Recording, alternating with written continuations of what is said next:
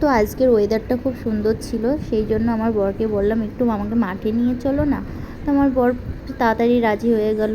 একটু মানে কি বলবো, দিয়ে আমরা মাঠে চলে গেলাম। মাঠে এসে একটা কাকার জমিতে গেছিলাম শসা খেতে। তো শসা মানে শেষের দিকে ছিল শসাগুলো, সেই জন্য হচ্ছে শুটকে গেছিলো শসাগুলো। তো ওখান থেকে একটা শসা তুলে নিয়ে এসে গব্বু করে গিলতে লাগলাম। তো এখানটায় আমার ছেলেও তুলছিল, আমার ছেলে খুঁজে পাচ্ছিল না বলে শেষে রেগে গেছিলো, কারণ শেষের মুখে তো সেই জন্য। তো এখানটায় এসে দেখছি সবাই রিলস বানাচ্ছে। বাবা, আমি ভাবি শুধু আমি মনে হয় বানাই না গো, সবাই বানায় এখন। যার হাতে ফোন দেখবে সেই রিলস বানাবে। তো ওখানটায় আমি বাড়ি চলে এসেছি। বাড়ি চলে এসে আমার সোনা পাপা মানে এটা হচ্ছে পরের দিন, সোনা পাপা একটা জিনিস কিনেছে। আমি বলছি তোকে আবার কে গিফট করলো? আমার ছেলে আবার কি বলবে, বললো আমি দোকান থেকে কিনে নিয়ে এসেছি। তো এখানটাই হচ্ছে সোনা পাপা ওটা গিফটটা খুলছে আর দেখছে কি ওর মধ্যে কোনো কিচ্ছু নেই। একটা লজেন্স আর একটা কি বেঁধেছে, তার দাম 5 টাকা নাকি।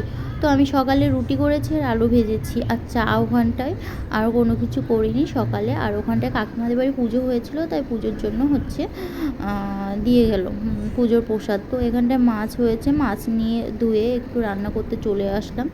তো আমি উনুনেই রান্না করি, আমি উনুনটা জ্বালিয়ে নিচ্ছি। তো গ্যাসে আমি মানে কি বলবো, গ্যাসে খুব কম রান্না করি। আর গ্যাসে রান্না করতে গেলে আমি জানি না কেন গ্যাসটা অন করে আমি চলে আসি, হয়তো 3 ঘন্টা 4 ঘন্টা মনে থাকে না। মানে আমার বিশাল মনোবল, আমি জানি না কেন আমার সাথে এইরকম হয়। তো আমি সেই জন্যে গ্যাসে রান্না করতে ভয় পাই। আর মানে প্রচুর জ্বালানি আছে, আমি সেই জন্য উনুনেই রান্না করি, অসুবিধা হয় না। তো এখানটায় মা কচুর শাক বানিয়ে দিচ্ছিল, মানে কেটে দিচ্ছিল, কচু শাক করব। আর এই তো এখানটায় কী কী যেন বলতেছিলাম মার সাথে। তো যাই হোক, তো এখানটায় তারপর বৃষ্টি চলে এসছে। তো বৃষ্টি মাথায় সব মিস্ত্রিরা কাজ করছে কাকাদের বাড়ি। তো ওখানটায় তাই একটু বৃষ্টির ওয়েদারটা একটু উপভোগ করছিলাম আমরা বসে বসে, আমি আর আমার বর বসে বসে, আমার ছেলে বসে বসে বৃষ্টিটা উপভোগ করছিলাম। কারণ অনেক সময় কিছু কিছু সময় অনেক জিনিস ভালো লাগে, যেহেতু আমার মানে কি বলবো, বৃষ্টিটা আমার খুব ভালো লাগে।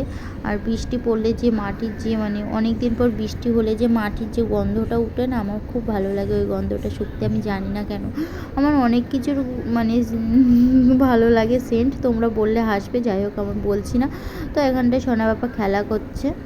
তো খেলা করতে করতে তো আমি ভাত খাওয়ানোর টাইম চলে এসছে, তো আমি ভাত খাওয়াতে বসে গেছি।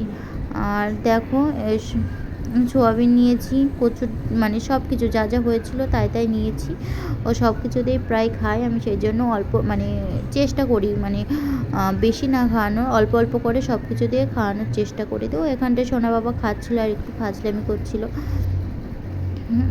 জানি না কেন।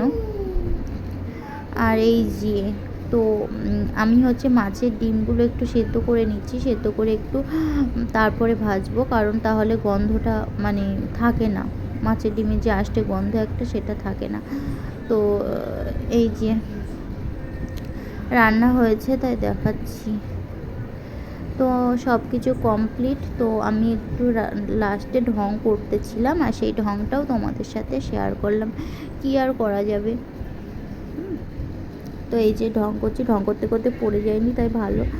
তো জানি না কেন আমি ভিডিওগুলো ছাড়লে আমার ফেসবুকে কপিরাইট ক্লেম